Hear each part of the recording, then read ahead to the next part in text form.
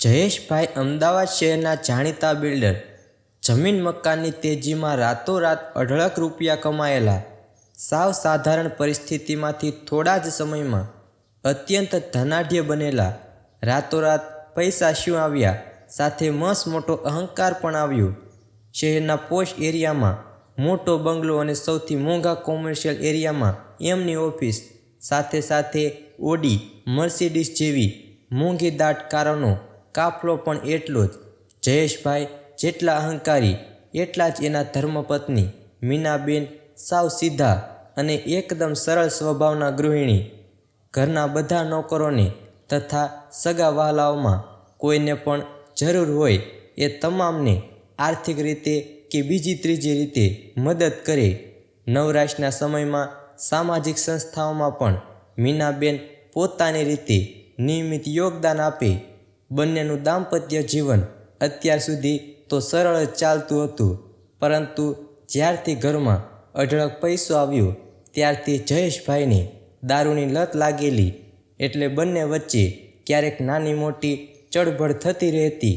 પછી તો મીનાબેને આ બાબતે જયેશભાઈને ટોકવાનું બંધ જ કરી દીધેલું અને પોતાના ધાર્મિક અને સામાજિક કાર્યોમાં જ વ્યસ્ત રહેવા લાગેલા.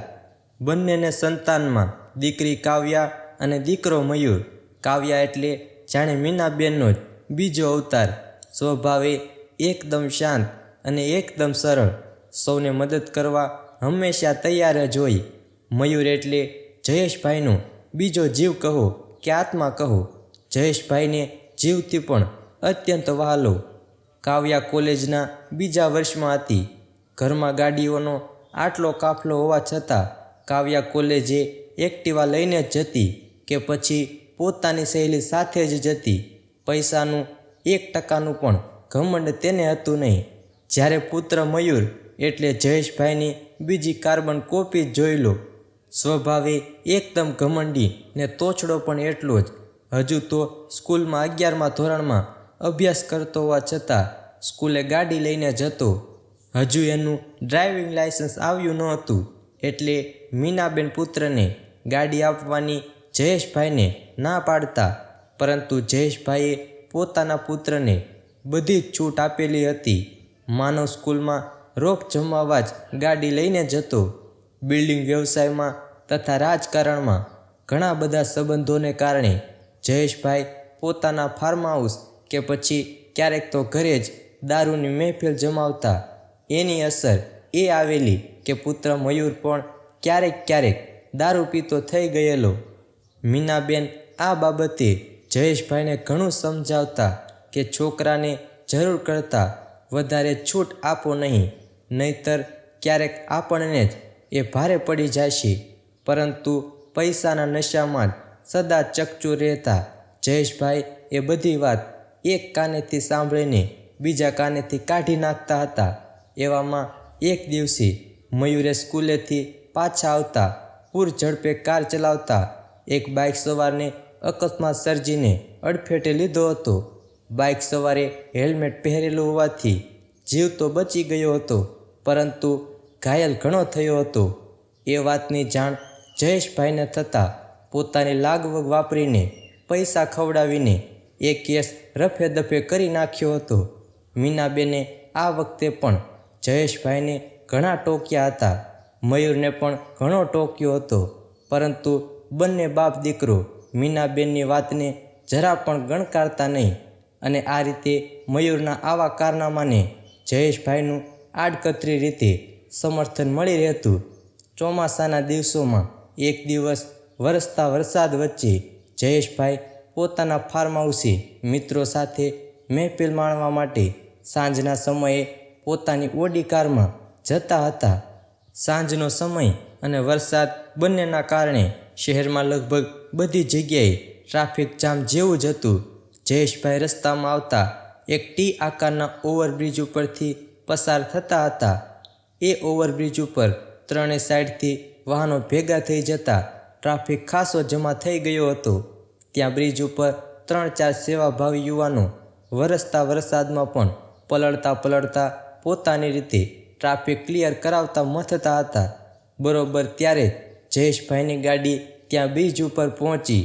હવે પરિસ્થિતિ એવી થઈ હતી કે જયેશભાઈની ગાડી થોડીક પાછળ જાય તો જ સામેની સાઈડથી આવવાવાળાને નીકળવાનો માર્ગ મળે. પેલા યુવકોમાંથી એકે જયેશભાઈને વિનંતી કરતાં કહ્યું કે વડીલ, તમારી ગાડી થોડી પાછળ લઈ લ્યો તો પેલી 2 રિક્ષા નીકળી જાય અને એક બાજુની સાઈડ ખુલ્લી થઈ જાય તો 5-10 મિનિટમાં જ બધાને નીકળી જવાનો વારો આવી જાય. એ સાંભળતા જ જયેશભાઈ તાડુક્યા. મને ગાડી પાછળ લેવાનું કહેવાવાળો તું કોણ? જોતો નથી આ ગાડી કેટલી મોંઘી છે? તો એમાં બેસેલો માણસ પણ કેટલો ઊંચો હશે? પેલા યુવાને અને આજુબાજુવાળાઓએ જયેશભાઈને ગાડી પાછળ લેવા ઘણું સમજાવ્યા, પણ અહંકારી જયેશભાઈ ઉલટાના જીદે ચડ્યા અને ગાડી પાછળ ના લીધી તે ના જ લીધી. એ માથાકૂટમાં જ 15 મિનિટ જેવું નીકળી ગયું.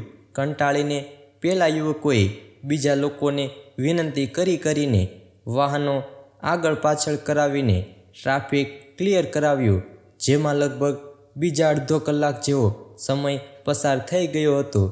જેવો રસ્તો થોડોક ક્લિયર થયો એટલે જયેશભાઈએ તો પોતાની ગાડી ફાર્મ હાઉસ તરફ જવા ભગાવી મૂકી.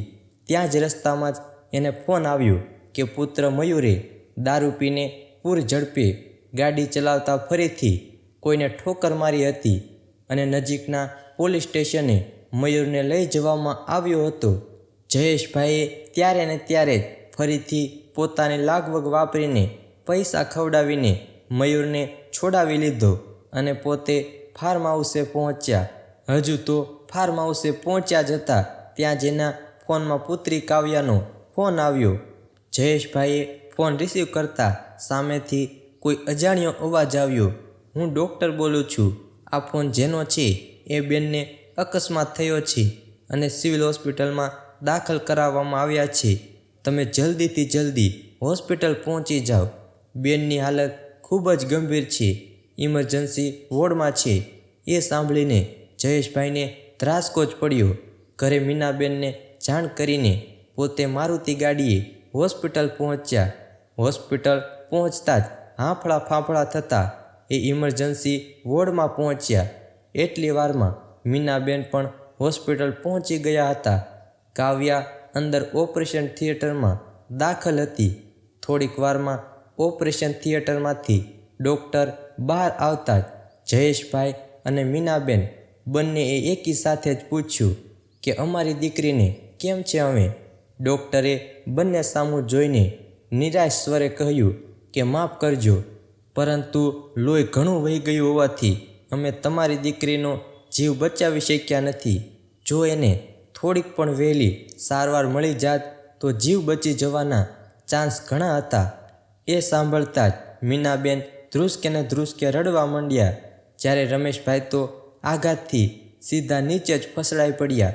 થોડી વાર પછી કળ વળતા જયેશભાઈએ ફોનમાં કોઈને કહ્યું કે ભલે ગમે તેટલા પૈસા થાય, પરંતુ જેને પણ આ અકસ્માત કર્યો હોય એનું નામ મને જણાવો. થોડીક વાર પછી જયેશભાઈને સામેથી ફોન આવતા એમાંથી જે કહેવાયું એ સાંભળીને તો જયેશભાઈને જબરો આઘાત લાગ્યો. એ અકસ્માત કરનાર બીજું કોઈ નહીં પરંતુ પોતાનો જ દીકરો મયુર હતો. એટલામાં જ ત્યાં હાજર રહેલા લોકોમાંથી એમ્બ્યુલન્સના ડ્રાઈવરે કહ્યું કે રસ્તામાં પેલા ટી આકારના ઓવરબ્રિજ ઉપર ભારે ટ્રાફિકના કારણે અમે બીજા રસ્તેથી આવ્યા, ત્યાં પણ ભારે ટ્રાફિક હતો એટલે ફરીને આવવામાં ખાસી વાર લાગી. જો બ્રિજ ઉપર ત્યારે ટ્રાફિક ના હોત તો અમે લોકો ઝડપથી હોસ્પિટલે પહોંચી ગયા હોત અને કદાચ એ છોકરીનો જીવ પણ બચી ગયો હોત. જયેશભાઈને મનમાં તરત જ કશો ઝબકારો થયો અને પેલા ડ્રાઈવરને બ્રિજ પાસેથી નીકળવાનો સમય પૂછતા પેલાએ જે સમય કહ્યો એ સાંભળીને જયેશભાઈ દિવાલ સાથે માથું પછાડવા લાગ્યા અને જોર જોરથી બૂમો પાડવા લાગ્યા કે મેં જ મારી ફૂલ જેવી દીકરીને મારી નાખી. મારા કારણે જ મારી વહાલસોઈ દીકરીનું મૃત્યુ થયું છે. એ સાંભળીને લગભગ બધાને આઘાત લાગ્યો અને જયેશભાઈને સરખી રીતે સંભાળ્યા પછી વાતની ચોખવટ કરવાનું કહેતા જયેશભાઈએ બ્રિજ ઉપર પોતે કરેલી તોડછાઈની પૂરી વાત કરતાં કહ્યું કે મારે કારણે જ ત્યાં ટ્રાફિક ક્લિયર થતાં વાર લાગી હતી. જો મેં પેલા યુવકોનું કહ્યું માન્યું હોત તો ત્યાં ટ્રાફિક પણ ના રહેત અને એમ્બ્યુલન્સને નીકળવાનો સમય પણ મળી રહેત અને મારી દીકરી પણ બચી જાત. અને એનાથી પણ વધુ જો મેં મીનાના કહેવાથી મારા દીકરાને પહેલેથી જ ટપાર્યો હોત અને કાબૂમાં રાખ્યો હોત તો આ અકસ્માત ન જ થાત અને આ ગોઝારો દિવસ જોવાનો વારો જ ન આવત. પોતાના જ કરેલા જયેશભાઈને પોતાને જ વાગ્યા. આ સંઘળી ઘટનાને લીધે મીનાબેને આખી જિંદગી જયેશભાઈ કે પુત્ર મયુરને ક્યારેય માફ ના કર્યા. જયેશભાઈનું પણ બાકીનું આખું જીવન સાવ સાદાઈથી પરંતુ પોતાની ભૂલોના પારાવાર અફસોસ સાથે જ વીત્યું. તો મિત્રો, તમને અમારો વિડીયો પસંદ આવ્યો હોય તો વિડીયોને લાઈક કરો, શેર કરો અને ચેનલને ખાસ સબસ્ક્રાઈબ કરવાનું ભૂલશો નહીં મિત્રો.